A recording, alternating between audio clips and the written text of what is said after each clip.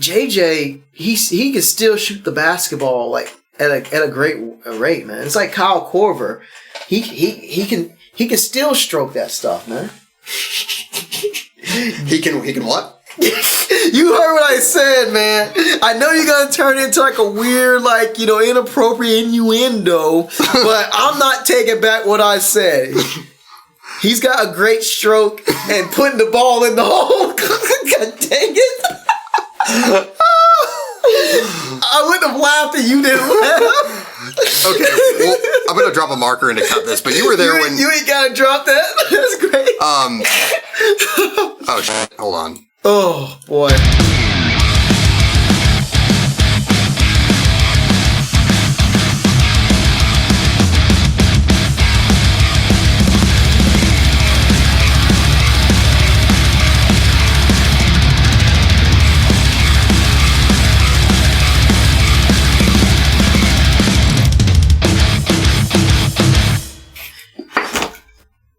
Oh, your reflexes, man.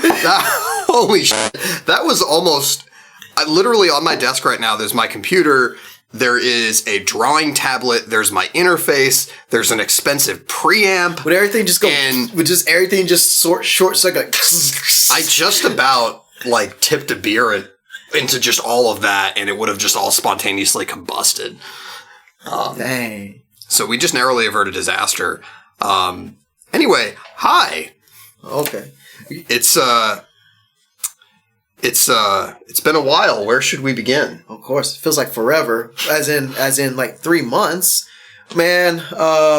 So you know we gotta do this off, right? So, ladies and gentlemen, boys and girls, we've been away for a while, but we welcome you to another exciting edition of the Dan vs. D Sports and Stuff podcast, DVD for short, or DVD player.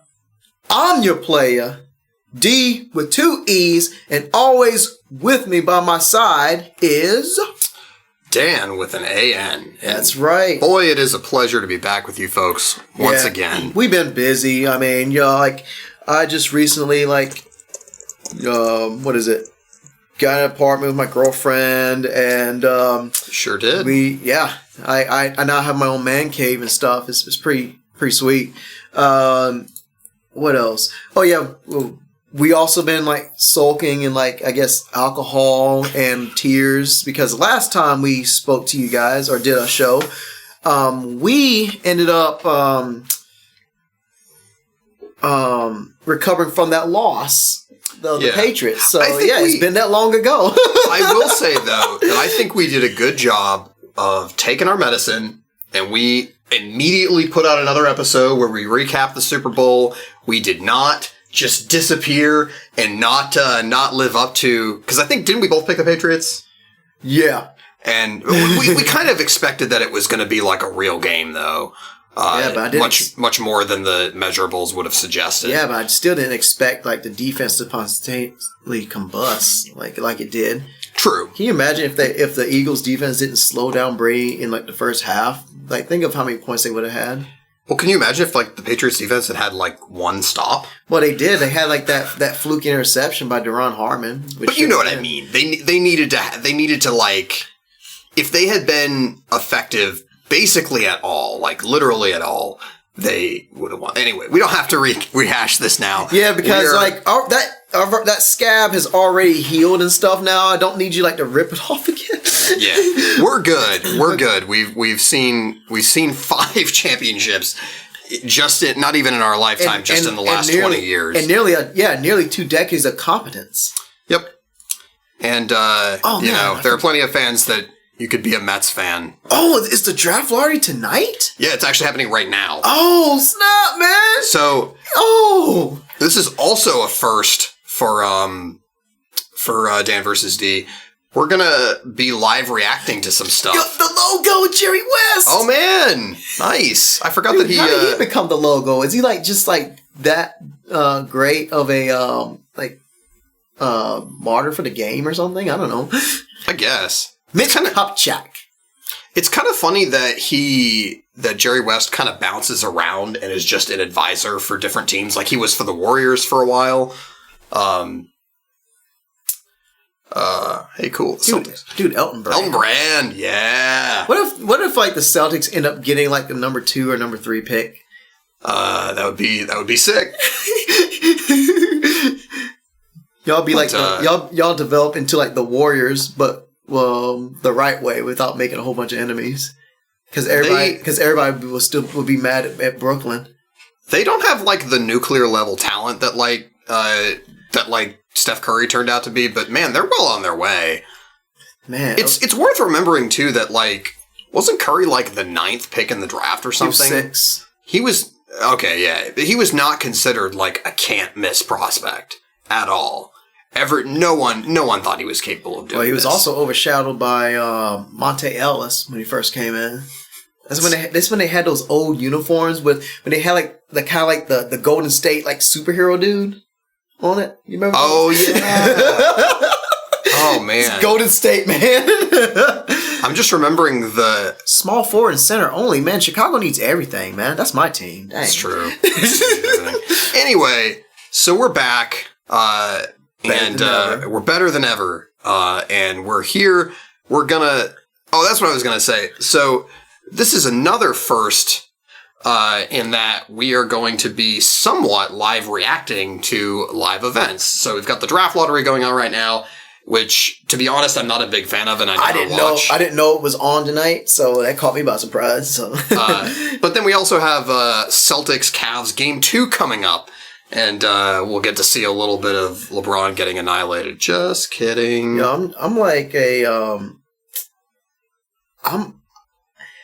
I guess I'm just like a by proxy a Celtics fan, because like be honest, I have more fun watching the Celtics play than my own Bulls. And since I root for a Boston team already with the Patriots, and if the Boston Red Sox are playing, I root for them too. But they're not playing the Braves, of course. So I kind of root for all the Boston teams.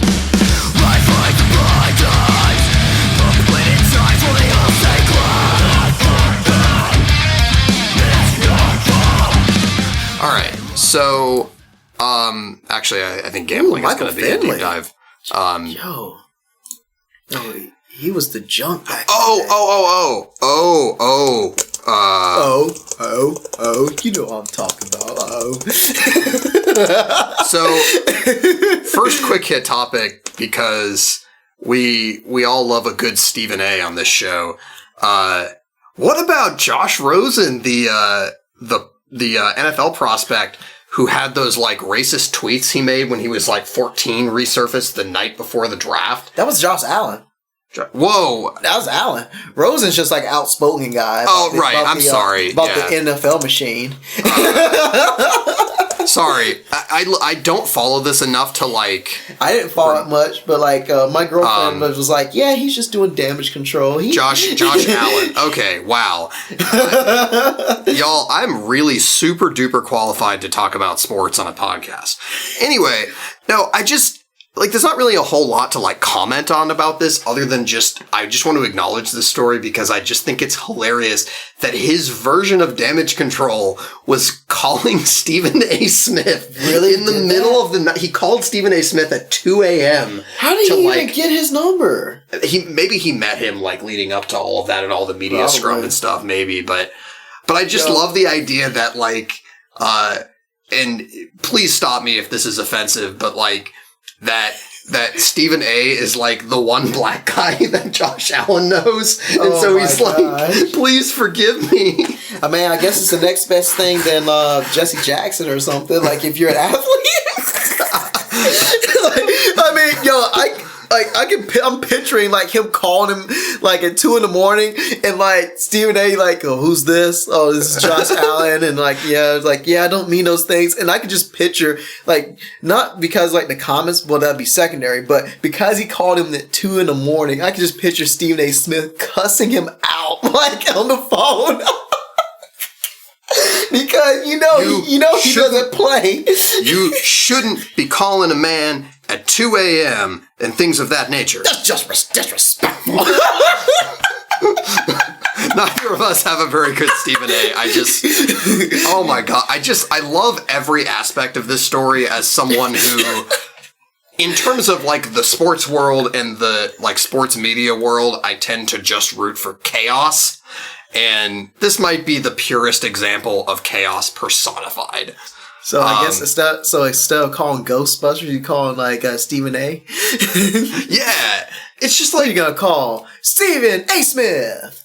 Like, do you think like, so like he has an agent at this point, presumably, and he has like probably business advisors that are working with him to like help him craft his image and stuff. Do you think, did he call Stephen A. first or did he call his agent first? Do you think it was his agent's idea to call Stephen A.? I don't know, man. Like, that seems like an impulse thing of like, of him doing that, like, beyond the person's, beyond your agent's back, because it's one of those things you don't know if like the agent knows best or not. So it's sort of one of those things where like when you meet someone, they're starting. Oh, the Nuggets 14. Okay. Well, think of it like when you meet someone who, and they give you some version of, when you're kind of wrapping up that initial conversation, maybe when you meet someone in a business setting and they say, well, hey man, if I can ever do anything for you, let me know.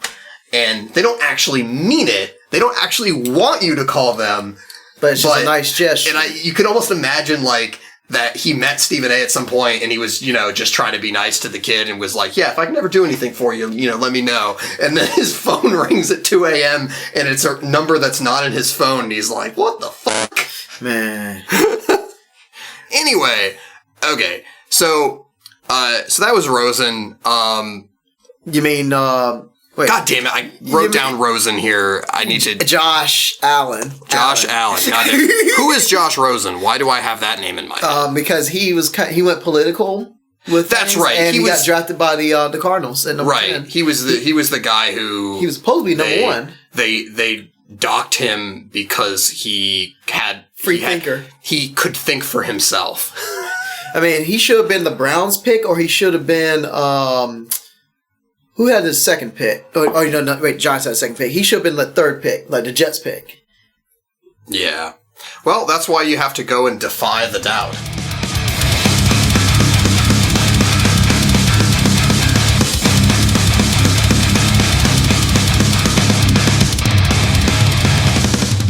So, other things that have happened, some things in the MLB world. Hip hip Shohei! That's really the biggest story of the season so far, is that, like, I can't think of an analog for what Shohei Ohtani is doing right now. So, here's a bonkers stat that somebody said on a podcast today. It was on Effectively Wild. It was Jeff Sullivan and Ben Lindbergh. They were saying that if Shohei Ohtani had enough at-bats and innings to qualify for the ERA title and the batting title, he does not because he's a part-time player in both those roles. But if he did, he would be, I'm trying to remember, I think 4th in MLB and I think OPS and 4th in MLB in strikeout rate. That's fucking insane. Man.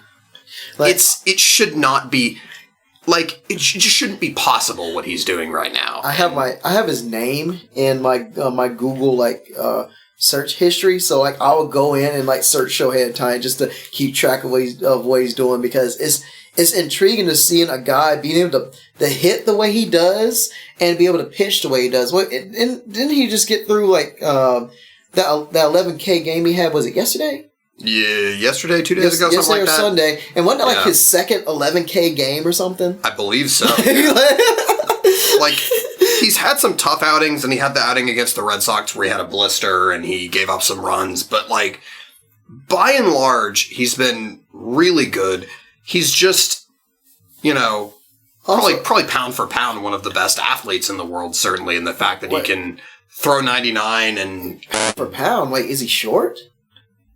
I guess I meant pound for pound in terms of, like... Pound for pound, that's probably the wrong term. I mean, like... Because if that's the case, that goes to, like, that guy from Houston. That's pound for pound. Yeah. I guess I mean more like, just in terms of, like, pure athleticism. How strong you are, how fast you are, how, like, your hand-eye coordination. He clearly has just elite all of those things. He just has it, man. And that's how he's able to do it. And it's like... Oh. It's not often that a guy comes along and you basically have to completely readjust all of your ideas of, like, what's possible. Cleveland's at 8.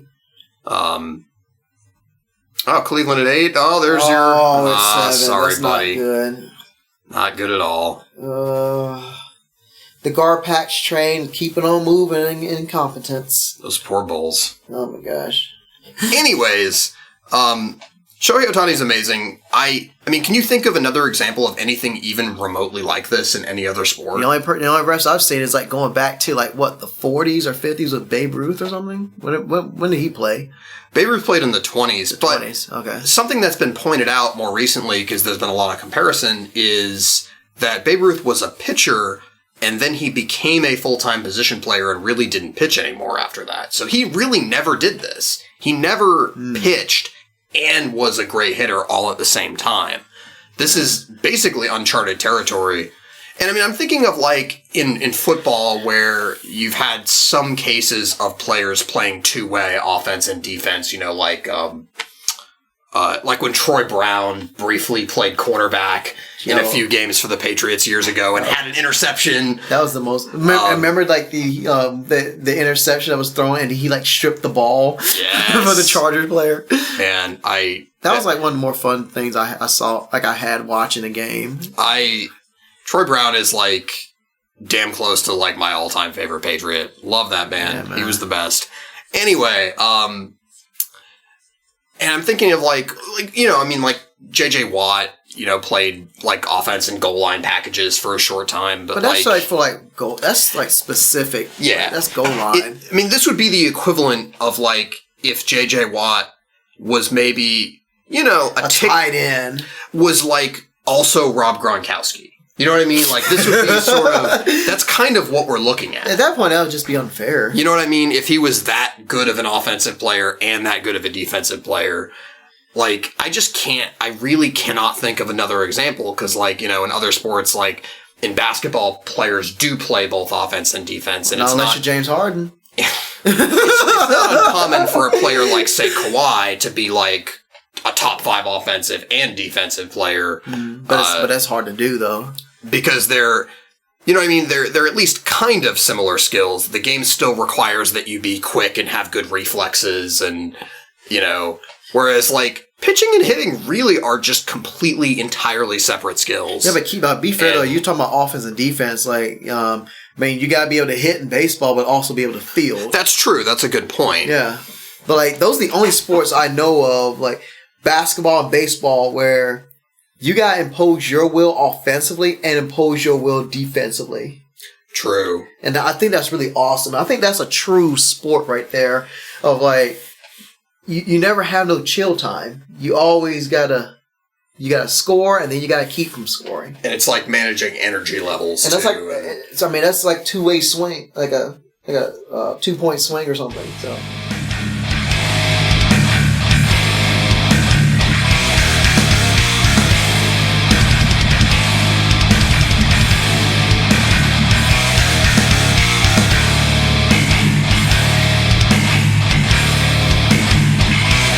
So the baby Braves have just been tearing it up, and like there are players on their roster that they're okay. You'll never get this in a million years. There's a player on the Braves roster right now who I had never heard of until about 3 weeks ago, and he is, I think, either tied for the MLB lead or like second in home runs. Dang. And do you have even a snowball's guess in hell of who that player is? No, because the only player that's in my head, the only name is Freddie Freeman. That's it. That's the only player I know. Hold on. I'm on my phone. Atlanta Braves roster. Can you name just another Brave? Is R.A. Dickey still there? Actually, I need to look. He might be. Isn't Taharan still there too? Julio Teheran. Teheran, yeah. Dickey. And yeah, you got Freddie Freeman. Okay. Dickey's no longer there. I remember he was there last year. Yeah, no, he's gone. Okay. Yeah. Shoot. Who's that young? Who's the young prospect we just recently called up? I don't know. Who is he? I can't remember. I remember I saw his name a couple weeks ago, but I can't recall his name. Are you talking about Ronald Acuna? Cunha, yeah. And that's it. I don't know any other name. Buddy, you ready to feel old? Yes. What year was Ronald Acuna born? I'm gonna say 1995. 97. December of 97. Was he like 19? Yeah. Yeah, he's like 20. He just turned 20. Or 21, something like that. Hey, if I shave, to be fair though, if I shave my beard off, man, I at least look 5 minutes, not 5 minutes, 5 minutes younger, dang. 5 years younger. Okay, but who's the old guy that the Braves signed to play third base, who used to be an outfielder and used to hit a lot of home runs? Jeff Francoeur? No. He was very famous for playing for another team and had a really iconic moment in the playoffs a few years ago. I'm stumped, man. The iconic moment involved a bat flip.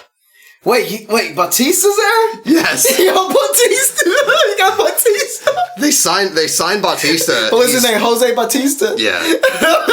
He's pretty much cooked at this point, but they signed him randomly to play third base for some reason. Maybe they were trying to tank and it didn't work. Actually, they have Ryan Flaherty, too, who's a player I've heard of. Dude, I didn't know we had the bat flipper himself, man.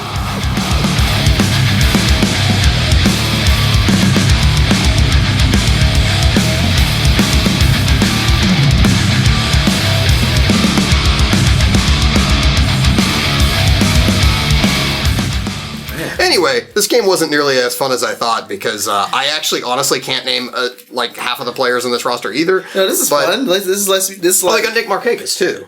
Man, like, I mean, it's hilarious because it shows how much I haven't been doing my my diligence of watching my Braves. You know, I claim as being a fan. So, I mean, they haven't really given you a whole lot of reason to watch in recent years until now. So you should watch some Braves games. Yeah, they have dude, if they make the playoffs, we can watch them on the playoffs. Man, that'd be awesome. It just won't be the same without Maddox, Smoltz, and Clavin and Millwood, dude. I know. And then Mark Wohler's throwing an occasional wild pitch.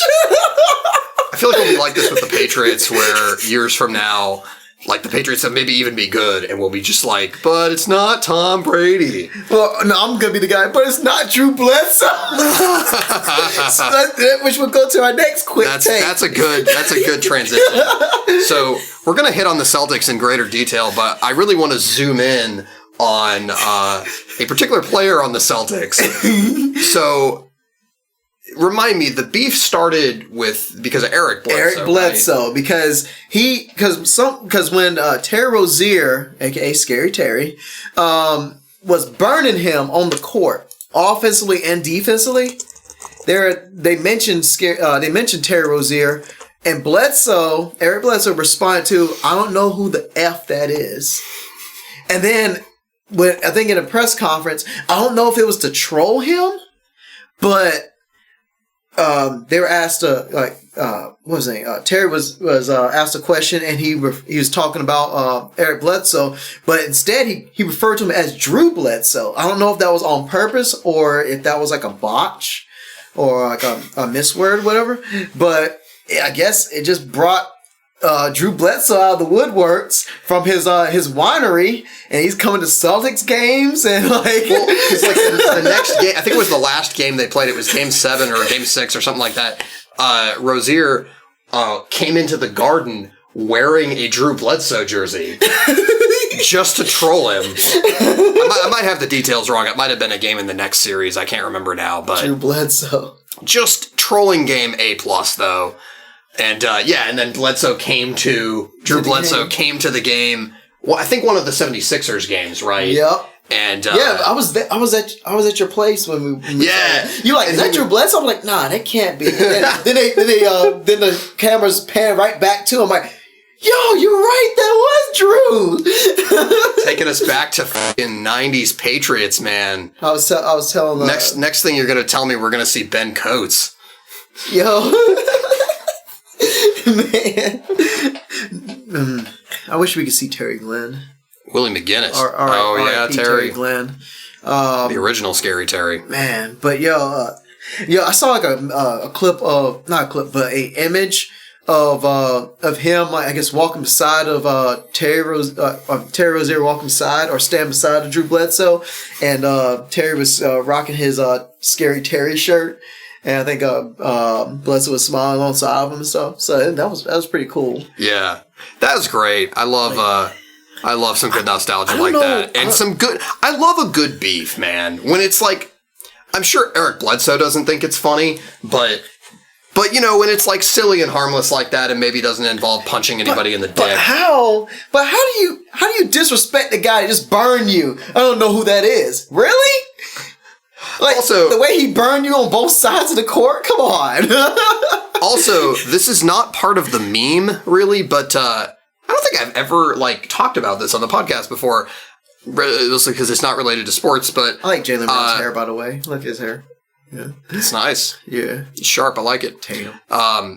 But I am vegan, and how this is related to sports is that there is a particular brand of veggie burger. Oh man, that I'm a huge fan of. Yes, I know where you're going with this. And it's called the Beast Burger, and from I think it's from Beyond Meat. That's the company. Beyond Meat. So they one of their sales claims is that they developed the Beast Burger in collaboration with pro athletes to make it fuel for an elite body or whatever. What accent was that?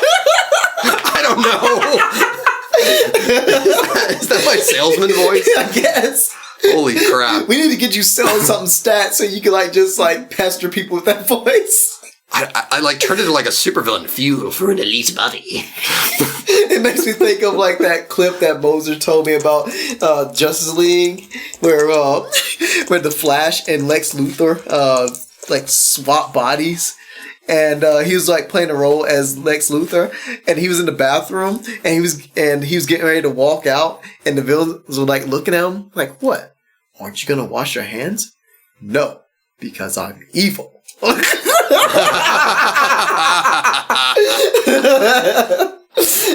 Oh my god! But going on with the Beast, oh my gosh, you pulled, man, that it looks good though. That looks like a burger for a carnivore like myself would eat. You should try one sometime. Dude, you already got me eating tofu, man. I legitimately think they are really good. I'm trying to find where on here they have the future of protein thing, because we'll have to cut this because we got to cut right to the thing that involves Eric Bledsoe. Was he flexing? Yeah, but I gotta find it though is the problem. He was flexing. You should Beyond Meat unleashes. Wait, I thought you cut that out, man. I thought you cut the. I thought you kept that box. I buy those all the time, so I have a million of those boxes around. You never know, man. They might take that image off, and then you be complaining to Beast Burger why Eric Bledsoe images don't go on there. Just go to images. Oh, there he is. Eric This is from years ago, though. Plant-based crossover. Oh my god! Oh, this is so now go great. to images. Go to images, and you can see him flexing, yo. Oh, look no, that's not it though. That's not the. That's not the picture from the box. His mouth isn't wide open, because they have all these other. Who the heck is April Ross and Maggie Verse? JJ Redick. They got JJ Redick to hawk these. Oh, this is great. Oh, this is the greatest thing I've ever seen. Yo, who is April Ross and Maggie Vesey? I don't know what sport. Volleyball looks like. Summer Olympics. Oh, beach volleyball. I just said beach volleyball. Beach. God, I'm the worst. Elite 800 millimeter. Well, right. Millimeter. 800 meters. Okay. Like I was saying, this company teamed up with athletes to develop the Beast Burger or whatever, and they have all of these various professional athletes as spokesmen. So they have on the box, the other person is a woman who's a pro surfer. But anyway, we digress. They have a picture of Eric Bledsoe on this box, and he's a future of protein partner, and he's like flexing and screaming at the camera, and he's holding, and in one hand, I believe he's holding the Beast Burger box, and it's pretty much my favorite thing I've ever seen, other than maybe Mike Trout with his pretzels. Oh yeah, I have that on my desk. He has that on his desk. I say that a lot when I say things are my favorite thing ever, and I'm being a little hyperbolous, I guess. These are a few of my favorite things. It's mostly just Eric Bledsoe.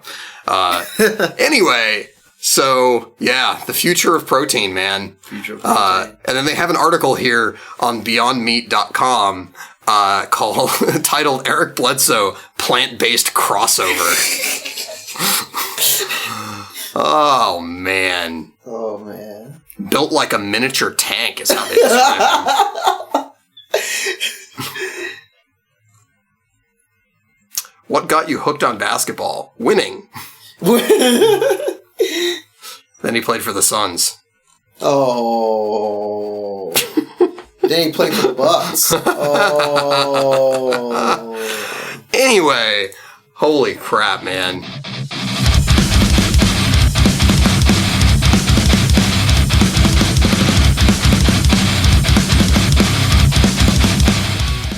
But yeah, we're getting set for Celtics Cavs here. We apologize for any random moments of like outburst or rage. So I'll have to just edit this pretty heavily, I guess. be all right. Since the Celtics game is starting, I guess we'll start there. So yeah, these playoffs, man. How do you feel about the playoffs so far? Well, there were some series that were really series that were really good, and there were some that were like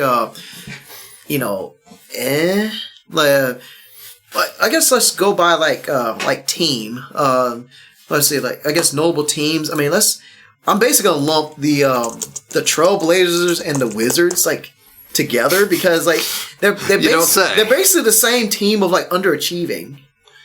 Except the Blazers have like more. Well, actually, no. Both of them have like two outstanding guards, and they are like don't really have nothing else.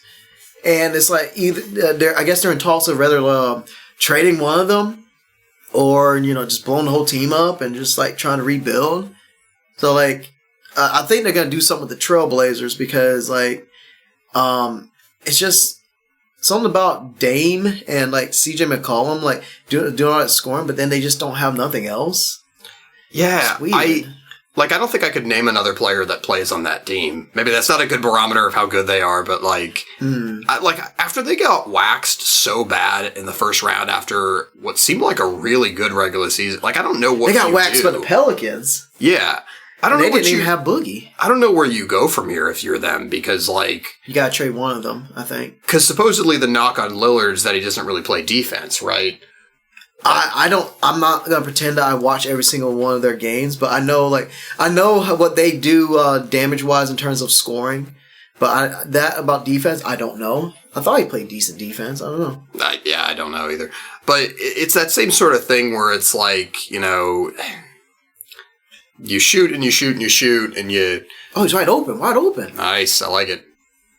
Probably could have gave it to him like a second sooner. He probably could have had like a layup. Morris could have just gone to the basket. Yeah. Anyway. So what else? So I got OKC and the Jazz. Where does OKC go from here? Like Melo's not going anywhere because he loves his money. He's got unless they trade him. They've got that $28 million on the books for Melo, and he is adamant that he is not giving any of that up. Nor should he. And he's got he's got that Allen Iverson thing. He thinks he's a starter. He doesn't think he should come off the bench. I'm not trying to be mean, but Melo's not what is the player he was now. He don't play defense, and he's not a great shooter, dude. Like he used to be. He can't even shoot three well. That's what I'm saying. Like, I'm not even convinced he's like a useful bench piece at this point. Like, what? He clearly like chip in some points if you need like someone who can like just go in and get his points. And there's always stuff with Melo. Like he has a reputation for maybe he's not always founded as being like a drama king or something. Yeah, and he pretty much did everything he needed to do this year in terms of he was never complaining about what his role was or any of that stuff. And it, by all accounts, was a pretty good teammate this year. Take him, Jalen? It's just that he isn't good, and that's really the problem. 3? Nope. Damn. Y'all not going to hit as many threes y'all did last game, so. Yeah. So, yeah, I don't know where you go from here. So Portland. But they got to lose Paul George, and Russell's basically going to have to, do it by himself. Like always. Well, he does have Steven Adams. He's cool. San Antonio got KO'd by the Kawhi thing. It's one of the weirdest stories I can remember. I've never seen a team medical staff say a guy was ready to play, and the guy himself and his medical team say that he's not. I don't know. So I don't know. I don't know how he goes back there after he basically just torpedoed an entire season for the franchise by sitting out. Well, to be honest, they weren't going to win to get out the West anyway, though. They don't have enough to contend to the Warriors or the Rockets, man. I don't know, man. Pop Magic. Oh my gosh, he missed both free throws. LeBron did. Wow. a fully healthy team with Manu turning back the clock and and some Pop Magic and a fully healthy Kawhi. I really think that team maybe could have given Golden State a run for their money. A run, but not a run. Wouldn't have won. But I mean, you never know. Get to a Game 7, anything happens, that sort of thing. But we may never see that team at full strength actually get a real shot at the Warriors. I mean, OKC when they had ooh, dang, Big Al. Didn't they have was that last year of KD when they were losing let me see. They were up 3-1, and then the Warriors came back and beat them 4-3. That wasn't that the year before that? I can't remember. But I do. No, I think you're right because they beat the Thunder in the it was the conference finals. And it was if I can't beat them to join them thing. That was kind of apparently a big part of why he decided to leave because he was just this is stupid. Anyway, I am excited about the Utah Jazz though. Donovan Mitchell though. Do you see when he just kind of threw it off the rim he was trying to shoot it but he missed, but then he basically got his own rebound and just one hand jammed it. That was amazing. It was serving it up. Dinner served from NBA Street. That game. That was amazing. That dude is potentially a superstar for years to come. Came from Louisville. Kind of bonkers, right? That 9 teams missed on him pretty badly. Well, they probably just didn't think he had Celtics could have had him. 76ers could have had him. They could have had Donovan Mitchell on their team this whole year instead of fucking Markelle Fultz. I'm just saying. You could say the same thing. New York could have had Stephen Curry. Yeah. I mean, 5 teams could have had Steph Curry. Fair point. Let's see. Of course, Golden State. Got Sam Bowie. Oh, dang. Every time I see Golden State's initials, GSW, it makes me think of one of the terms that I was seeing in medical books, gunshot wound. So every time I see GSW, I think of gunshot wound. And there's a 3 by Big Al. Okay, the East, Toronto, of course, beating the Washington. Man, if Indiana didn't spontaneously combust, we could have a Toronto Celtics Eastern Conference Finals. That'd be fun. Because the Pacers wouldn't have made it the second round, past the second round. But they spontaneously combusted. Would the Pacers have beaten Toronto? No. You're saying no? No. Yeah, I think they were a way better matchup. Because Toronto actually has confidence against every other team except for Cleveland. Yeah. Now, that was just embarrassing because it costed Dwayne Casey his job. LeBron got the Coach of the Year fired. I just can't. Wait, he was the coach. He won Coach of the Year this year? I think he's likely to win Coach of the Year. Oh my gosh! I don't know because I thought they'd already announced it because I don't know how else they would know that no coach even cast a vote for Brad Stevens. I thought they cast votes for Brad Stevens. I thought Casey only got one. I don't know. I remember them talking about on the NBA preview show on TNT that it was kind of stupid that no one even voted for Brad Brad Stevens, but whatever. Anyway. It's just so weird that he got fired for basically, like, getting beat by Michael Jordan. Like, you can't get past Jordan, but he got fired for that. Yep. I guess when they got blasted in like half of those games, and when they choked so hard in that first game, I think that's what put the nail in the coffin for them. And wasn't it game 2 that LeBron hit that impossible shot at the end where he just flipped the ball and it went into the basket? Was that game 2? I think so. Because that was the point at which it was like, this thing is over. They can't beat this guy if he's doing shit like that. And in game 1, they just like spontaneously combusted on the court because didn't they miss like 16 or 17 of the last like 19 shots or something? Yeah. It was quarter overtime. It was crazy. It was just a meltdown, man. I was like, yeah, they're finally gonna beat them for once, and then I'm like, you got it. And when I went to go and get something, I guess, or I was like playing a video game, whatever. Then I turned and look at the score just to see how much they're beating the Cleveland Cavaliers by. Wait a minute, what? You're only up 1? How? It was bonkers. The Celtics. So I guess now we talk about the Celtics. The Smeltics. And the 76ers. The process. So, man, I'm not sure I've ever been more pumped for a series than my Celtics playing against the 76ers. Yo, that was must-see TV. That's like the most fun I had watching it. Because it did end up being like not close in terms of games, but every game was close pretty much. Because you got two like youthful teams playing against each other with great talent. And, I'll never forget, it was like game 3. When it was close, when it went in overtime. I was at the Greensboro Grasshoppers game. Oh man! And that was like when Casey had they had her company's picnic, and I remember I was like, wait a minute, this game's on ESPN. So I turned it on because I forgot the game was on. I was like, oh, okay. And I caught it right when it was like overtime, back when they were reviewing the Marco Bellinelli. Yeah, the funny thing is I had just gotten home. I forget what I was doing that night, but I had just gotten home. So I turned the TV on right after he drained that shot. Man. And so what happened? So I started watching it, and then I told this one guy who's like a big Boston fan that the game was on.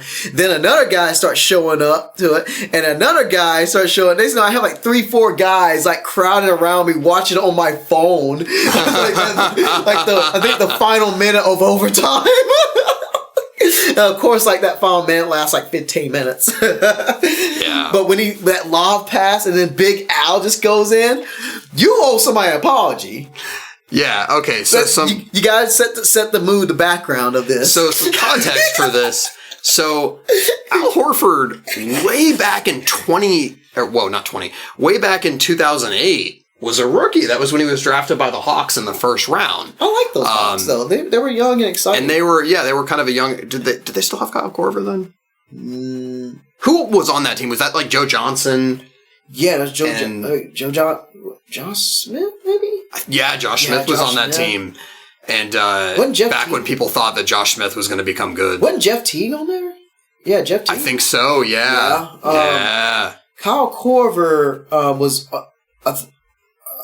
Either he was on the 76ers or he was on the Bulls at the time. Yeah, you're right. Yeah. He did play for him for like a mercenary year, and then he got traded to the Cavs. Yeah. Yeah. But that was way later, you're right. Yeah. That was that crazy thing where the Hawks won 60 games, and they got just annihilated by LeBron. Yeah, they got that 1 seed. Yeah, and it just didn't matter. Remember when it was like a dog fight for that whole 7-game series against the Celtics? Yeah. KG in them. So that was that series. So so I remember watching that, and that was the summer before I went to college. That was the first year with the Celtics Big 3 team. That's right. Yeah. Because they won that 08, right? Yeah. Yeah. And they played the Hawks in the first round that year, and the Hawks were just real feisty, and they ended up taking the Celtics to 7 games in that series. I remember that. Was that the first time they did like the whole 7-7-7-7 format? Like 2-2-1-1-1 or whatever that is. No, the Remember a while back, I forgot when they first started this, but it used to be a best of 5 series, and then the last 3 rounds would be the best of 7. Oh. I don't think I was watching basketball when they did that, so that must have been like before that. You missed like classic battles between the New York Knicks and the Tim Hardaway and Alonzo Mourning's Orlando Heat, Miami Heat, when Pat Riley was coaching. I've heard like stories about that because it was a lot more like defensive back then. And Patrick Ewing, Allen Houston, John Starks, Charlie Ward. Oh my god! Heisman Trophy winner, but opted to play in the NBA, which is probably the better power play for his health. Oh, weird! Never heard of that. Yeah, he was like a Heisman Trophy winner. QB. Yeah. Crazy. Yeah, man. There goes the cheater, Tristan Thompson. Oh, burn. Uh-oh. But anyway, God, I'm taking way too long to get to the point. That's all right. So, in that series, they had Horford playing center, and he really got in there and mixed it up a lot with KG. And I remember, and the funny thing is, this must have been a long time later, because this was something I said to you. Yeah. So this must have been... Yeah, you texted me, I think. This must have been that fall when we had like first met and were talking about sports and stuff. Wait, we didn't start hanging until like second semester. Full time. Yeah, so did they maybe play the Hawks again later or something? Well, no, because like remember the playoff starts that that late spring going into the summer, so that's after we start hanging out and stuff. And then you texted me, yeah, Al Horford's a punk or something.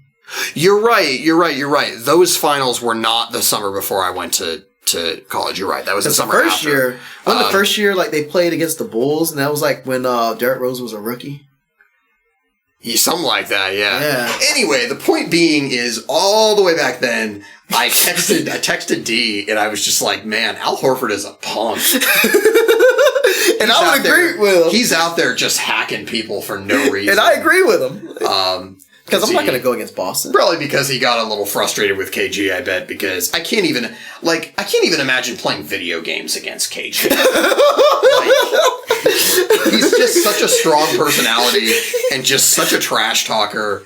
You know, I feel like I would want to slap him after about 5 minutes. Yo, and then imagine Big Baby Davis coming off the bench too. You have to bang with him too. No, wait, before that, no, Kendrick Perkins. Yeah, they had to bang with Perkins too. So, if you want to feel, maybe not old, but if you want to feel weird, let's all acknowledge the fact that Kendrick Perkins is currently on the Cavaliers roster. He had not played an NBA game since 2013, and they randomly picked him up for some reason. Veteran leadership. I love that LeBron just has these very specific players that he likes, and he only wants to play with those players. Is that and so is that clearly facilitates moves to get those players on his team? Is that nepotism by proxy, I guess? I don't know if it's nepotism if he actually likes the way they play basketball. If he insisted that Maverick Carter be on the Cavs roster or something, maybe that would be different. Who? Maverick Carter's his business partner. Oh wow. The guy that runs all of that, they work together to run the LeBron empire. That's an interesting name too, Maverick. It's a cool name. You can be like in Mega Man, be a Maverick Hunter, because that's what the actual enemy robots were called in the X series. They were Mavericks. Oh, word. Yeah. They were little John McCain's. Oh gosh, dang. But the Celtics though, ain't they the most fun team that you've seen watching the playoffs? Because this must see television when the Celtics are on. So a couple of things happened. So obviously we got good. We've covered on the show the Gordon Hayward injury. I think in episode 5, something like that. That ankle. And at that point, I was like, well, okay, cool, the season's over. And that was that. And that's pretty much everyone else's reaction. Man, that sucks. But they started winning early in the season, but then Kyrie got hurt at the end of the year, so everyone was like, okay, fine, okay, that's it. We'll run it back next year and we'll see. But something happened. Brad Stevens happened.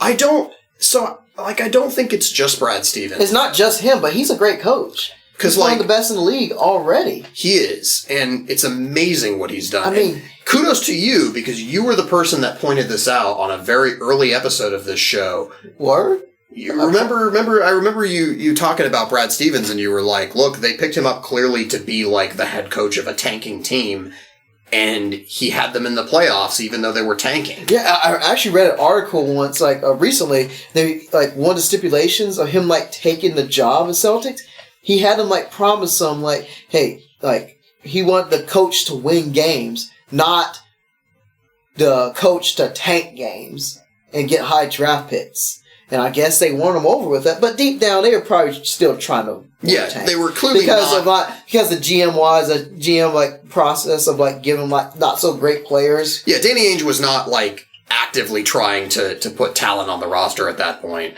But he got them in the playoffs, man. He got them in the playoffs. I mean, come on. If Brad Stevens could take the Butler Bulldogs, who didn't really have superstars on their team, 2 years in a row to the national championship game. I mean, they made the national championship game, I think, as an 11 seed. Yeah. Because it was them and VCU. Weren't they 2 11s? Something like that. That was a weird year, man. It's crazy. Yeah. But anyway, it's... But when you look at the roster, though, so Jaylen Brown was a 3rd overall pick. He's good. And Jason Tatum was a 3rd overall pick. And he's good. You're supposed to get good if you get high talent like that. That dude is another thing entirely. What he's shown, Tatum, what he's shown throughout this year and throughout the playoffs, he's not going to be like Kevin Durant, but he's going to be Kawhi Leonard. Top 20 player in the NBA for the next 10 years. He could be a Kawhi Leonard. He's already playing great defense. He's playing great defense offense. too, and the sky is the limit for that kid. He's 20 years old right now. I thought he was 19. He's 20. Okay. I think he turned 20 during the season. Okay. Sky's the limit. It is unreal what he's doing. So, but my point is, so they have 2 3rd overall picks. Scary Terry was a 1st round pick. People have forgotten. Number 16. Yeah. So, when you add all that up, and Al Horford is Big very... Al. Oh, so that was my point. I called Al Horford a punk 10 years ago, and I regret it now because he's helping y'all win games now. He is an amazing, wonderful, likable player who is really fun to watch and is definitely not a punk. He is he's only a punk if he's not on your team. I guess that's what it is, right? Because by that logic, Ben Simmons is a punk. He just can't shoot. But, and they have Marcus Smart.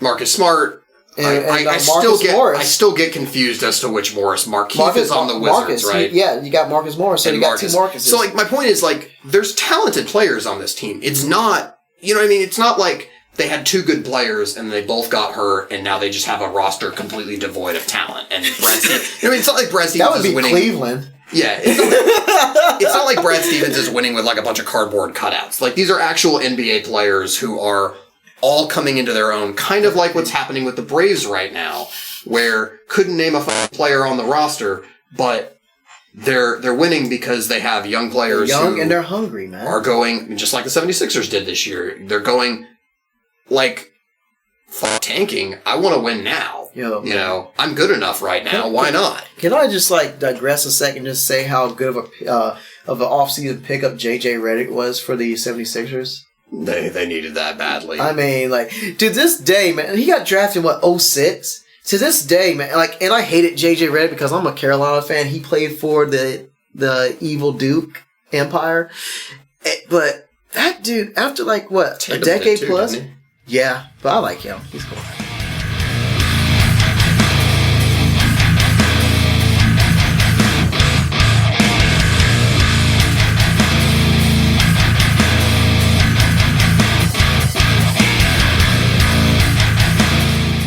LeBron has 21 points already. What? Rest of team 6 points. So this is, oh my god. LeBron or bust. So this is definitely I'm pissed off nuclear LeBron, right? He watched. LeBron's going. I think he watches the hot takes, man. Yep. He watches the hot takes. LeBron's going Super Saiyan.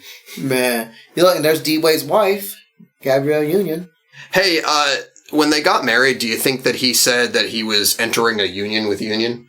I don't know. That would be hilarious. The Wade and Union.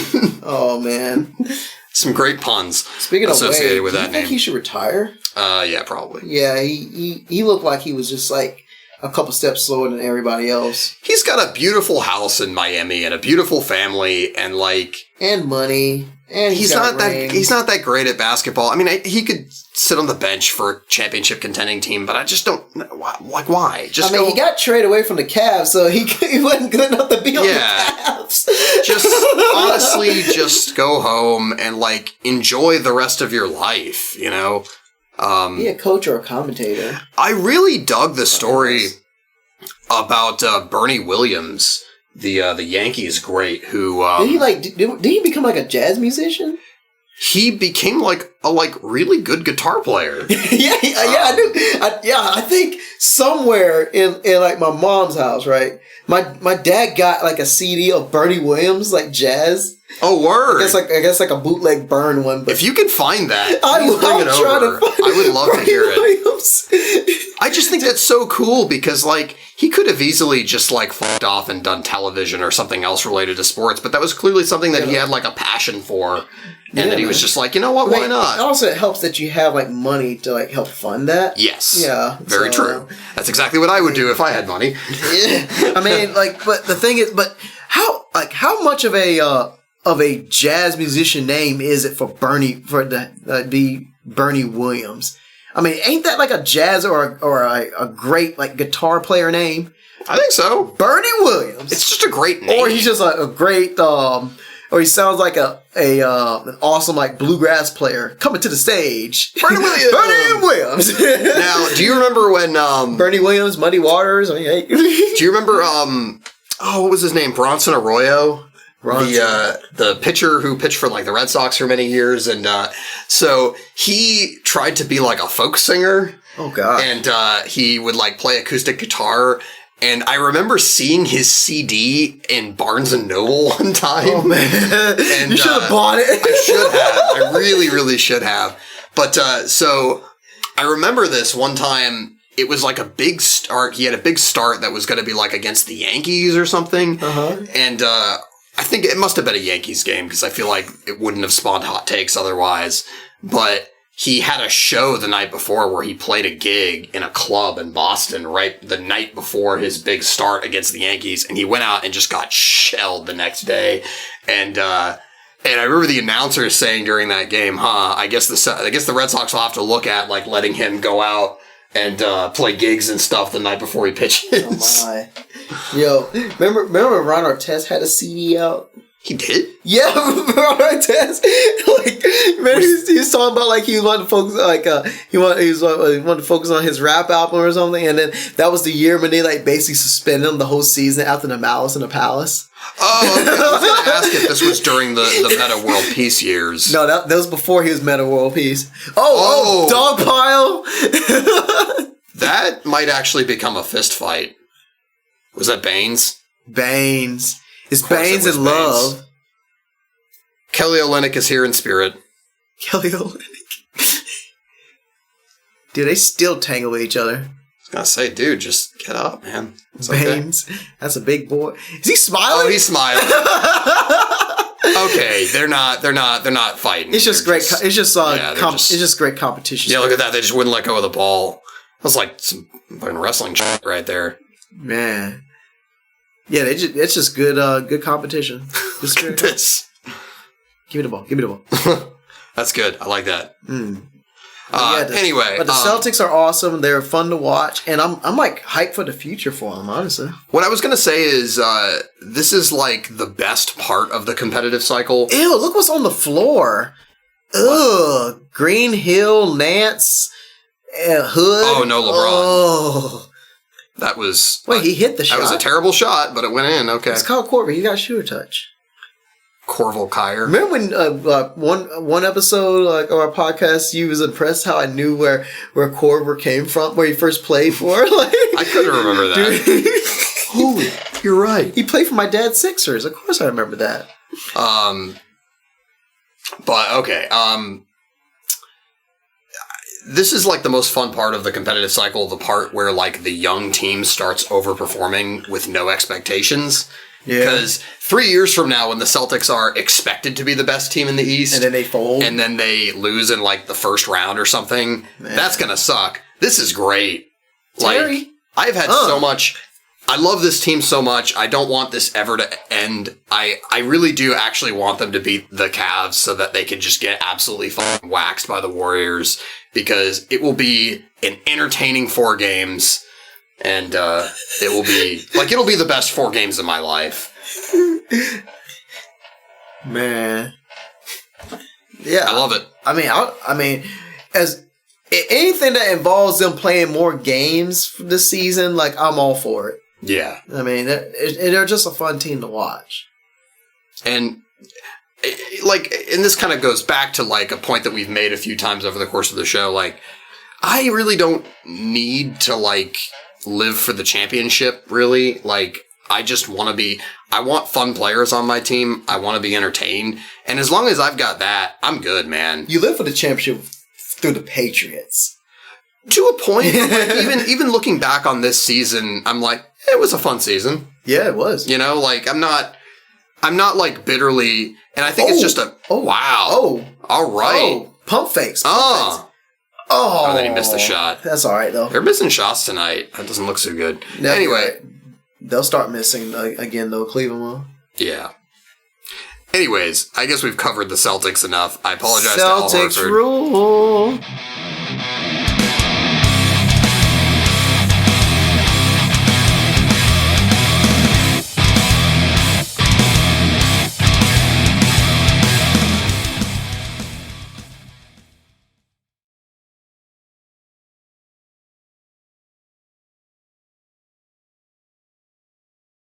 All right. Ooh, I'm waiting for this one for you. What you gonna say? Okay. So this is a pretty big topic, and we'll just kind of take it wherever we feel like, I guess. So gambling in sports. There was the court case the other day where court case. Oh God, no! No! Sam Hinkie! No! I dropped the Sam Hinkie bomb! Yes! Woo! Sam Hinkie reference for the day! Very brief aside. Something I'm thinking about doing is to produce a podcast on this feed called The Sam Hinkie Affair or something like that. And basically what I'll do is... Because I run into this problem, I actually don't run into this problem a lot because no one listens to this show and no one is interested in listening to this show. But if I were to recommend this show to someone, I would probably have them start with that episode because I think that's the best. That's the best and most entertaining thing we've done on this show is the Sam Hinkie riff. I got like a little title for that. Go ahead. You know the title like of that classic show, I Dream of Jeannie. I thinky of Hinkie.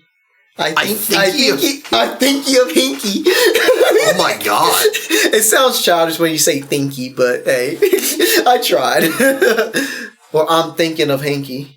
The only other thing I think of when I hear Sam Hinkie is like a hanky, like a handkerchief. Or Mr. Hanky the Christmas Pooh. He loves me and I love you. Mr. Hinkie. He's made of poo. He makes basketball teams that are made of poo. Yo. This is what you get with this show, guys. You will get Sam Hinkie and like a random poo reference or something. I don't know, man. Well, so I didn't realize how like deeply ingrained the love of Sam Hinkie still is in like the weird like NBA. It's like a cult, online. Isn't it? It's so bizarre. Like NBA Twitter will come after your ass if you make fun of Sam Hinkie. So it's proof that we don't have a social media presence in the fact that all of our jokes have... Oh, he missed it! He missed the alley! That's when you know the Cavs are terrible, man. He missed that point blank alley.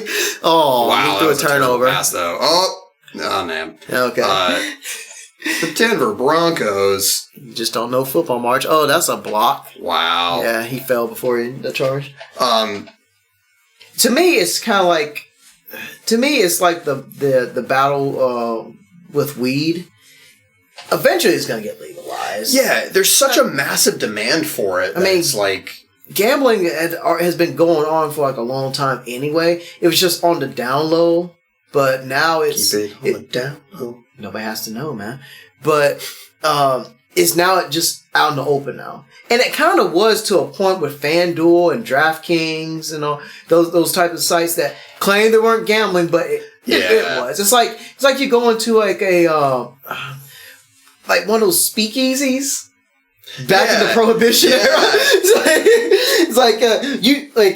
It's a pet shop, but a whole flock of people ain't gonna go there just for pets or whatever. They're gonna go for the booze that's being hidden. Well, like there's sites like mybookie.ag that literally just advertise on like the ESPN podcast because it's a company that's offshore. It's not based in the United States. It's based somewhere where gambling is legal, and somehow they get around the United States regulations on gambling, right? So like you can still gamble, like you can gamble online right now. It won't be a U.S. company. I mean, right? I don't feel like going to Vegas and like betting thousands of dollars on black and it turns out being red and I be in debt and I have like loan sharks wanting to break my thumbs. Right, yeah, and most people aren't going to go to Vegas either. Yeah. I want to go to Vegas someday though. So in that sense, I think some of the I wouldn't even say hysteria, but some of the reaction to this is a bit overblown. But here's the thing: so the court case happened, and I believe it's in the state of New Jersey. They basically ruled that the federal law, unconstitutional. The federal law basically blanket banning it and preventing states from legalizing it. They ruled that law unconstitutional. So now states are free to legalize gambling on sports. That does not mean that they all will necessarily. I imagine many will because they're like, well, we're going to tax it. Because money. Yeah. So I think things that this has the potential to create that maybe were not anticipated. One would be, it's always been sort of like a fear, like the Black Sox scandal, the idea of like someone paying off a team or a player to throw a game or shave points. Yep. I don't think that is a danger with professional athletes because they get paid. They get paid a lot of money and no player is going to risk his career. Because if someone gets caught doing that, then they get the Pete Rose treatment. They are never going to be allowed to play again, and their contract is going to be voided to shit. And the records that you hold are just kind of going to be glossed over. Yeah, you're going to be given you're going to get blacklisted like Pete Rose. Yeah, think of what happened. Tim Donaghy was a referee, and look what happened to him. Tim Donaghy. Yeah, because he actually could control the outcome of games, to be honest. Yeah. So that's what made it an even bigger issue. So I think the potential problem area for this is the NCAA. I mean, that's always been a problem, though. The NCAA has always been like a walking contradiction and always has had a lot of holes. But I mean, what's likely to happen... I think large companies are going to get on this. Like I said, I really believe that ESPN will probably try to get in on this and get some of this gambling action. Everybody's going to want to get a piece of that pie. But you could imagine, very small startups, sort of like what happened to DraftKings, just blowing up overnight. And suddenly these companies are just flush with cash. They don't really have... It's just a company started by some dude, bro, who loves gambling and doesn't really have a management structure really or any sort of process in place. They're gonna drown him, and they're gonna buy him out or something, or just destroy him or dismantle him. Well, can you imagine that guy approaching a 15 seed that's about to play Duke and offering the starting 5 players on the team $20,000 each and saying, "Hey, I need you guys to lose by 30 to Duke tomorrow." Because, think about it this way. The kids on that team, none of them are going to the NBA. None of them are getting paid at all. Maybe one or two might go overseas. Possibly. But, you know what I mean? The point is, this might actually, that theoretical offer might actually be the most money that they make in their basketball career. Or maybe and that's a life-changing amount of money for probably most kids that age. I think that's fair to say, right? Mm-hmm. Certainly would have been for me, and I'm sure for you when you were that young. Dude, $20K, dude. I would be tempted to like just granny shot that, but then again, that would be too obvious. And I mean, I'm just throwing that out as like a hypothetical number, but my point is, like, that's where there's real vulnerability for that sort of thing to happen. And I mean, I think it would be naive to think that it doesn't happen already, to a point. And I mean, Kyle Korver's 37? They have big problems with match fixing and like pro tennis and stuff like that, like already. You know, it's a sport where there really isn't a whole lot of money to be made if you're not Roger Federer. So like, there really is incentive for lesser known players to take a dive for some cash. Or Novak Djokovic or Serena Williams. Yeah. So, like, and I don't want to be, like, hand-wringy about this, like, oh, the integrity of the game. The real solution is that the NCAA should pay athletes what they're worth. And, like, I just find it harder and harder to even process, like, a counter-argument against that at this point. I mean, if you're going to pay athletes, how are you going to pay everybody? And, like, based off of the sport, based off of the sex, like what it's like men's sports is female athletics. The departments, like how do you adjust to those scales and stuff? Like I guess that's what's kind of like one of several things that's holding that up. I think because you're gonna create animosity because obviously the football team is gonna get paid more because they're bringing in probably the greater revenue, or the basketball team, depending on what school it is. Yeah, I think that is unfortunate because there are a lot of athletic departments that, you know, operate at a deficit. Like, I can't imagine that Guilford's athletic department makes money, for example. You know what I mean? I'd be surprised. But I mean, to me, those are all very kind of minor issues with the general premise. Yes, you can pay athletes but I really honestly believe that they're going to have a union first. Yeah. And, like, maybe that will happen, but there's been, like, very, very, very slow traction towards it happening, and I think it will eventually, but not anytime soon. But, so the point being is that, like, gambling is going to happen, like, tomorrow. Nice. By comparison. So, like, but the other thing I would say is, I think it has a real chance to change the way we consume sports. Because, like, you know, like people have been saying, like, you'll be able to, like, go to Fenway Park and there'll be, like, there'll be kiosks lined up outside before you go into the seating area where you can place a bet on, like, whether David Price will give up 3 runs that day or something. Dang. You know what I mean? Like, that'll be how it works. Man. And you'll be able to whip out your phone during the game and be like, I bet this guy gets a home run, $5. You know, that sort of shit. I mean, what do you think of that? Like, well, for me, like, again, I mentioned it's been like that for a while, for like a long time. It's just, you know, it hasn't been like, you know, fully legal.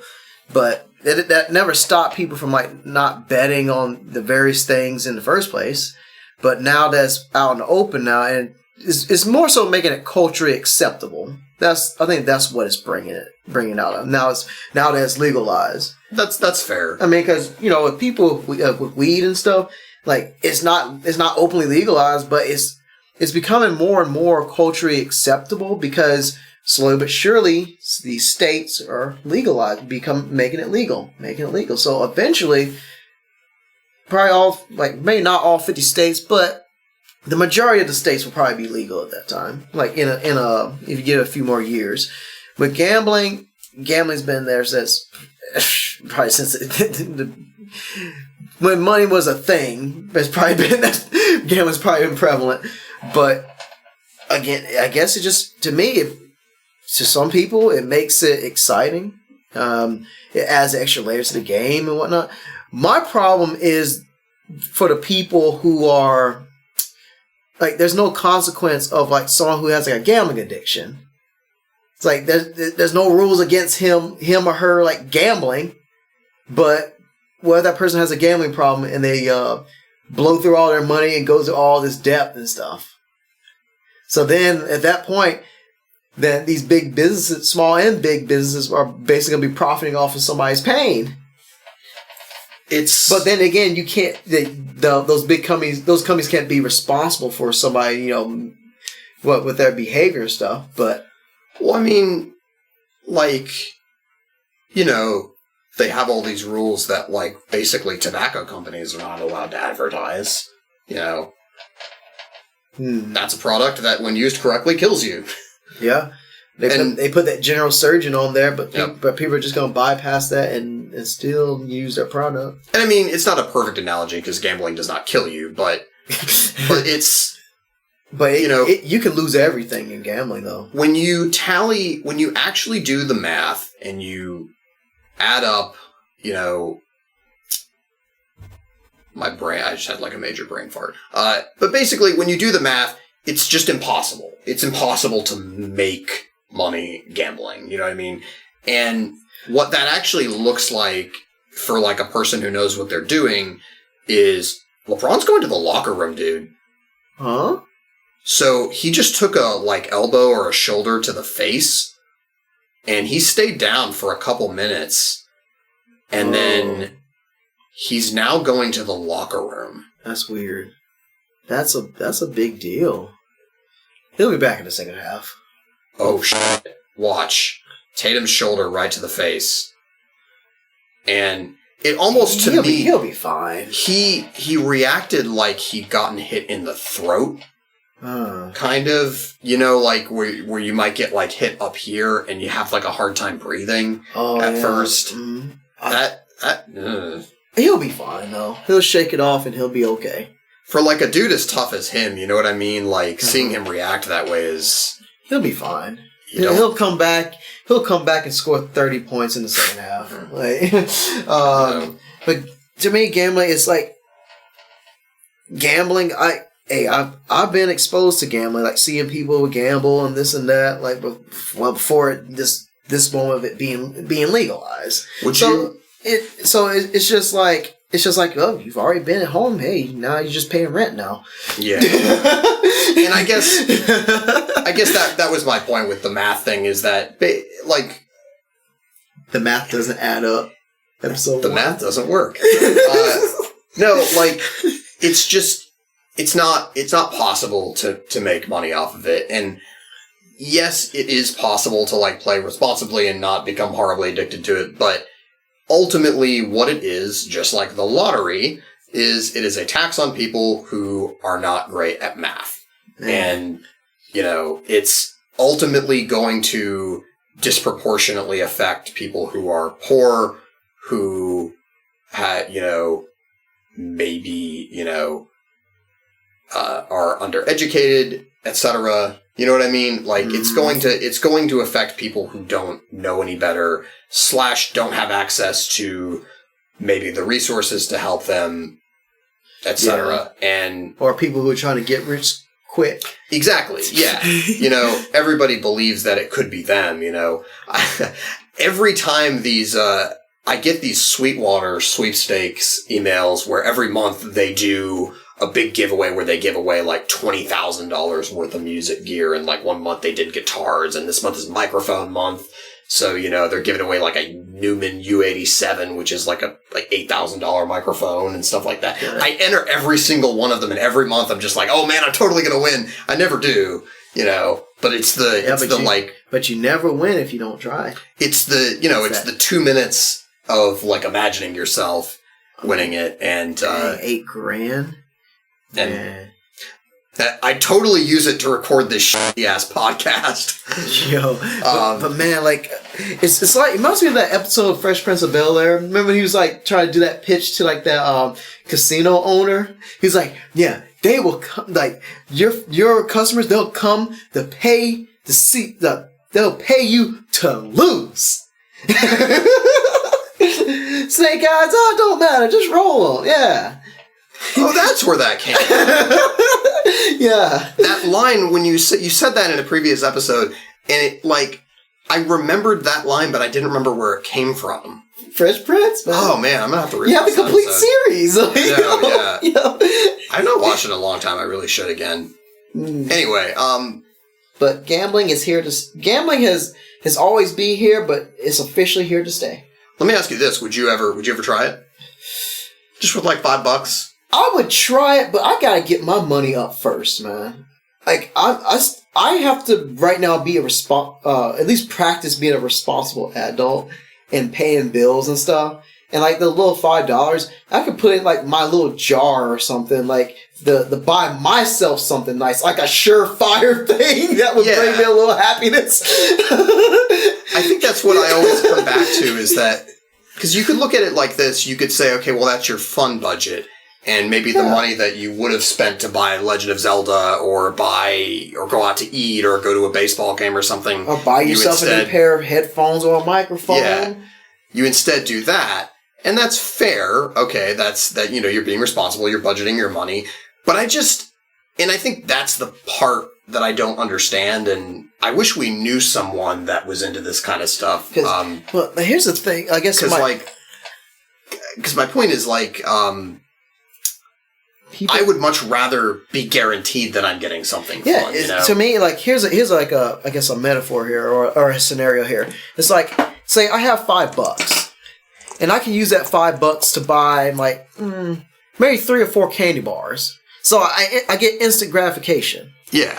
But there's that fantasy. That's pretty much what it is. It's like that rush and it's that fantasy of, hey, I could put my $5 down and maybe make $50 and I could buy like a lot more candy bars.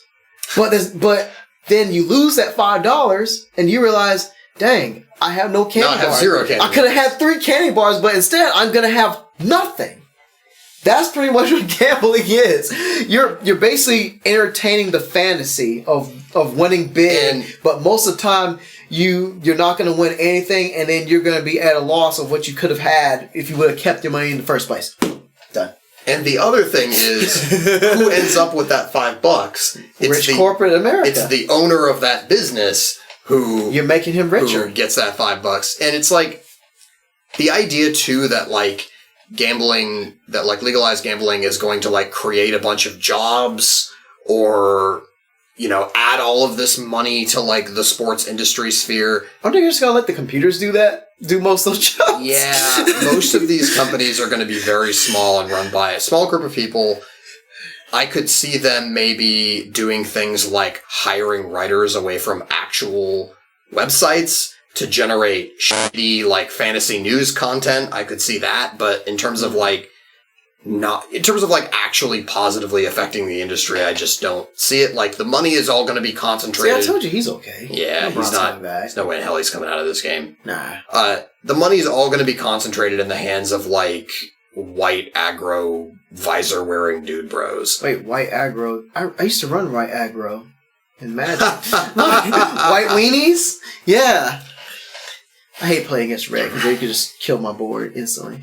It'll be the same kind of guys who use words like disruptor in their vocabulary. Man. LeBron has as many points as the rest of the team right now. Yep, only 1 point less. But yeah. But anyway, I guess we can. Would you try it? Yeah, with like $5. $5, yeah. I would have to find something interesting, though. Like, I never understood the, like, point spread and, like, going against the spread and, like, covering the spread. Like, I never understood any of that. It doesn't make any sense to me. Like, your team won, but they didn't win by enough. Therefore, you don't get your money. Like, that's stupid. Yeah. I want, like a real, or, like... Did they win or did they not? or betting on, like, a weird stat. Like, I bet Mike Trout has a 160 OPS plus this year. Or I bet Nakamura punches AJ Styles in the balls like twice in the pay-per-view.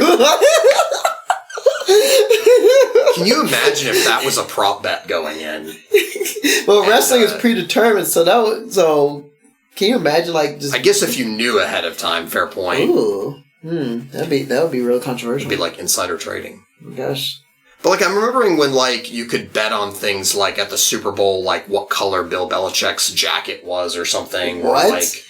Or, like, if they dump the Gatorade on the coach, like, what kind of Gatorade it is or what color the Gatorade jug is. Yeah, all kinds of shit. You can bet on what the coin flip outcome will be.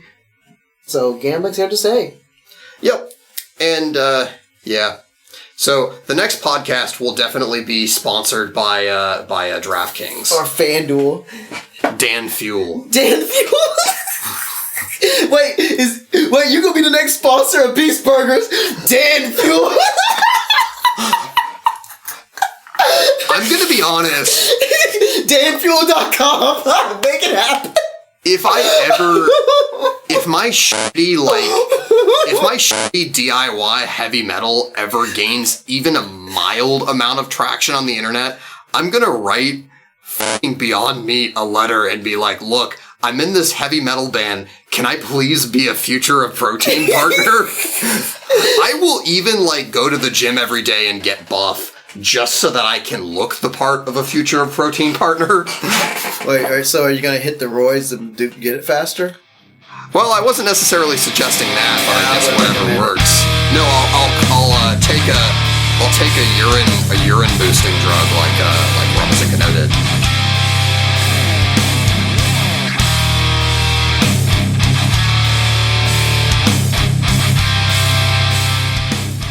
But anyway, so gambling's okay. That's here to stay. So, oh man, I couldn't wait for this one, man. Like, I gotta like show you clips of this, please. But actually, I have like an image of my phone here. Like that's like my wallpaper on my my computer. So I'm the wrestling guy. Yeah, please contextualize this for me because I mean, there's nothing to it. It's like this Japanese guy punching this Caucasian male repeatedly in the crotch. D, that still doesn't qualify as context. You're just describing to me what happened. Okay, so I mean, to some degree it is, but okay, so it all started. Okay, so these guys. AJ Styles, who's the WWE champion, he's probably one of the more respected wrestlers, like in like the whole business, like one of the best wrestlers in the world, period. He for those who know about TNA, he used to be like their like one of their poster children before they kind of like lowball him. Then he took his ball, went to New Japan Pro Wrestling, made a name for himself, got his dollars up, and then joined the WWE, which was TNA's arch nemesis. And now he's getting paid, and now he's got one of the top championships there. So I think he's doing pretty good. I think while he was in New Japan, he actually wrestled a guy named Shinsuke Nakamura. Then Nakamura went from New Japan and joined the WWE. So Nakamura wins the Royal Rumble, which is like 30 men entering the match. Last person standing, like in the ring, wins. So it was hyped as being like a dream match. They've wrestled before, but one of the no-nos in wrestling is you can't say, oh, they wrestled over here before, because then it'd be like, hey, well, if they already beat you there, then what's the point in buying a ticket to see it if it's already been done? Right. I guess they don't want to like advertise for other companies either. Yep. So it was hyped up as being like this dream match between Nakamura and AJ Styles. So it's built for WrestleMania. So they face off against each other. I actually fell asleep during the match. I need to go back on the WWE Network and watch. Dude, the event was like 5.5 hours long. Fair. And that's not including the pre-show matches. So answer me this. Riddle me this, Batman. We have all of this constant hand-wringing in baseball about dead time and about games take too damn long. Why don't we have this in WWE if the event is 5.5 hours long? Well, the matches are predetermined, so they're tailored to be entertaining throughout. I mean, come on, like, where else are you going to see, like, Kurt Angle tag teaming with Ronda Rousey taking on Triple H and his wife, Stephanie McMahon? Like, where are you going to see that? Where are you going to see The Miz, Finn Balor, and Seth Rollins compete in a triple threat match for the Intercontinental Championship? Like, they're designed to actually go at least, like, 10, 15, 20 minutes of great action, while your standard game could be a drag fest. until like the very end, or it could just be a blowout throughout. I guess that's fair. Yeah. But yeah, it's even then though. Even if it's with all the entertainment, it can still be boring because it's like so long. But with this one, so it was like a match between AJ Styles and Nakamura for the WWE Championship. AJ Styles wins the match, and it looked like okay. From clips I saw, it seemed like Nakamura was like, congratulating him, being a good sport and everything.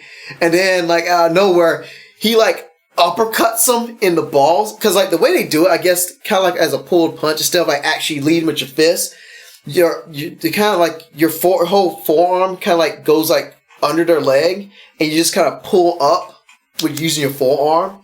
So it's kind of like a pulled punch in a way, because if it was actual fist, then yeah, that'd actually be real painful. Right. So he did that. He was unapologetic about that. And then like week after week, he would come from behind and like uppercut AJ Styles in the balls. And like one match, like AJ Styles is in the middle of a match. He's like standing the apron, getting ready to receive a tag in a tag match. Nakamura comes out of the crowd and like uppercuts him in the balls. and then in like the next pay-per-view, he uppercut him in the balls again. That caused AJ Styles to lose his cool and beat him up in the side of the ring, and became a no contest because they didn't make the 10 count. Recently, one of my favorite ones, Backlash, is no disqualification, so low blows are legal. So, Nakamura low blows him one time before, but the match ended when both guys simultaneously kicked each other in the nads. They both laid in the ring in the fetal position, couldn't make the 10 count, and it became a draw because nobody could get to their feet because they're both incapacitated from hitting each other in the privates. So the phenomenal one, AJ Styles, has had his phenomenal ones threatened and damaged for over the course of like the last like month and a half. Like, and to give it perspective, this is like my wallpaper on my computer here of one of those instances. Man,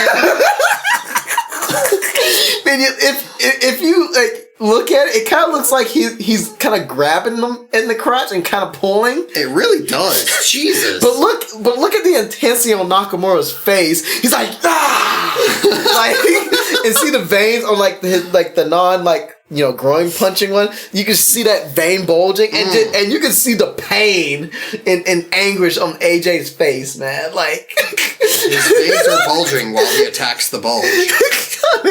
Might you say that this is the battle of the bulge? It is. Like I'm wondering how things like. I mean, I don't really watch New Japan Pro Wrestling, but that looked like how a New Japan Pro Wrestling match would end.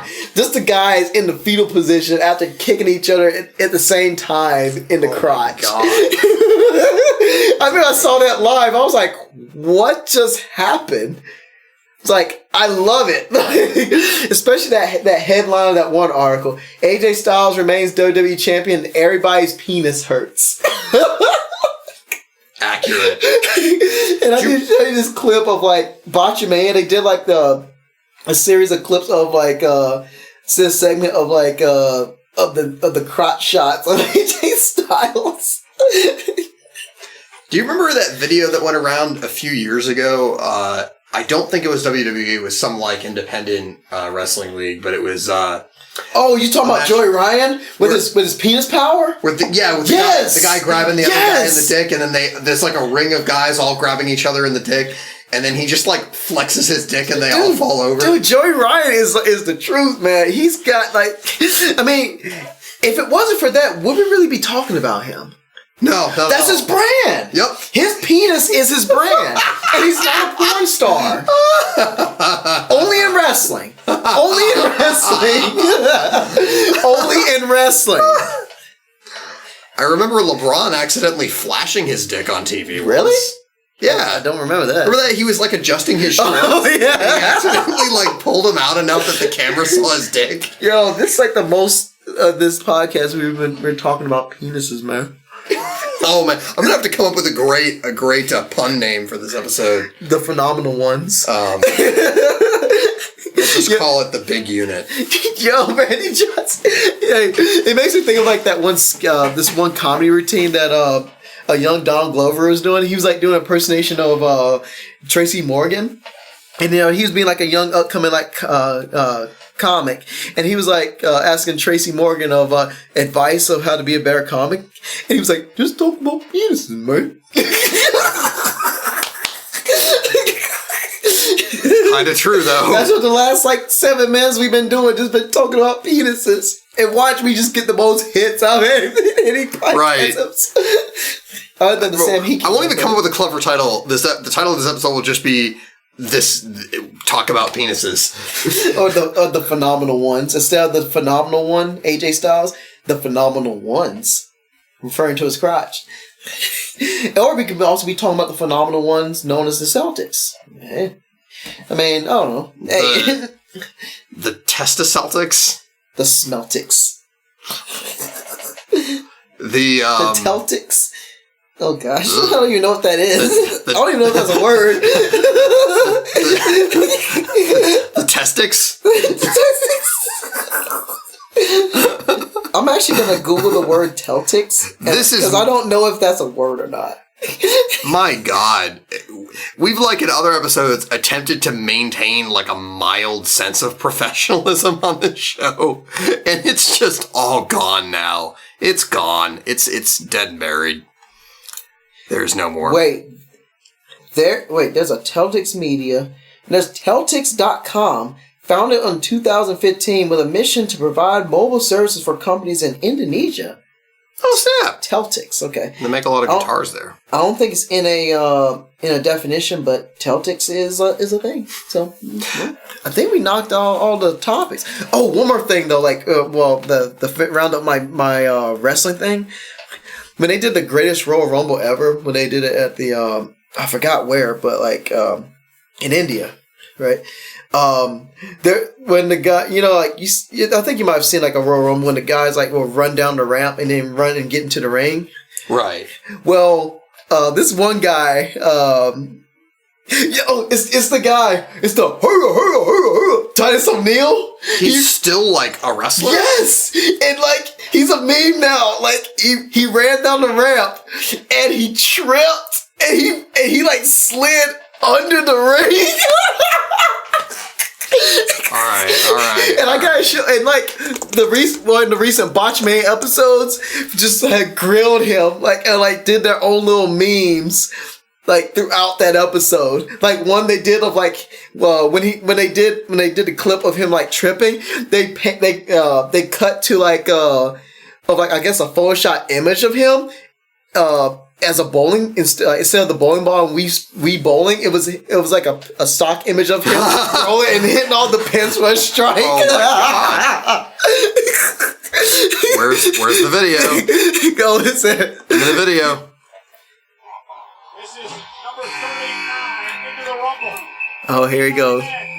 Okay, here's the angle. The leader of Titus Worldwide, Titus O'Neil. Here he goes. He can running. Wait.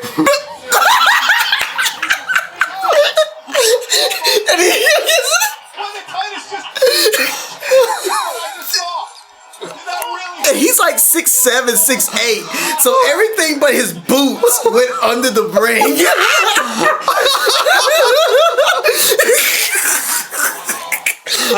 It's probably one of the greatest things I've seen in wrestling in a long time. Oh God! It really might be the greatest moment ever.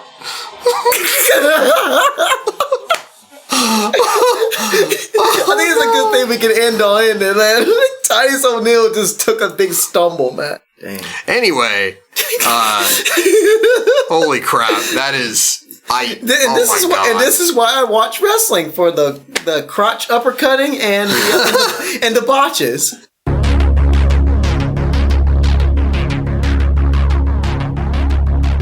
Anywho, like Anywho's. it's getting late because I gotta get back to my lady and stuff so she can like see me before she like falls asleep and all that stuff, and I need to get ready for the next day of work and all. But I'm glad to be here.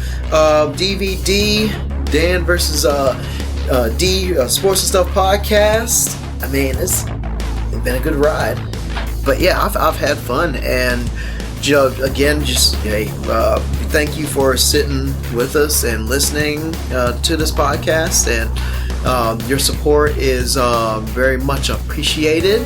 Boss is tied again. Good. Yay! And follow us on our Twitter. If you missed me here, you can find me getting into fights with people on NBA Twitter. That's so funny. We went so long and went to a new file. Sweet. I hope you all have a good night. He wishes he could hug you right now, but he's gonna choose not to. But someday I will wear him down until he is willing to hug you all. In fairness, hugging every member of our listening audience actually wouldn't be that difficult because there's so few of them. Oh, Scary Terry! He talked it! Oh, shit! I didn't know I could talk! Oh my god! And Terry is going wild right now! Terry is in scary mode! Oh my god. Wait, is Drew there? Is Drew there? Please tell me Drew Bledsoe. I don't think that was Drew, but man, he is so scary. Oh, Jaylen Brown with the batted it to him. Up. He's like, you're not gonna block this, LeBron. Oh my god. I am legitimately frightened of Terry Rozier All right you now. you just need that freeze, that slow motion, and just put it to I believe I can fly. I believe I can touch the sky. I believe I can touch the rim. Man. But on that note, man, with Scary Terry just jamming it. That's fantastic. That was a perfect way to end.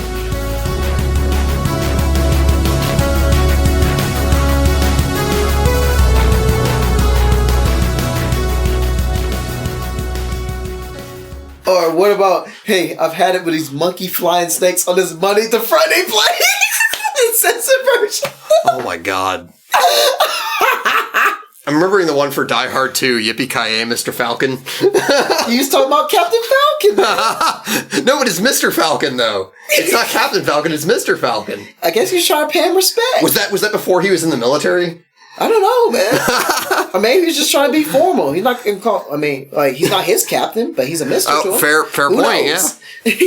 Maybe John McClane just does not respect authority of any kind. Probably not. That's why he became a cop.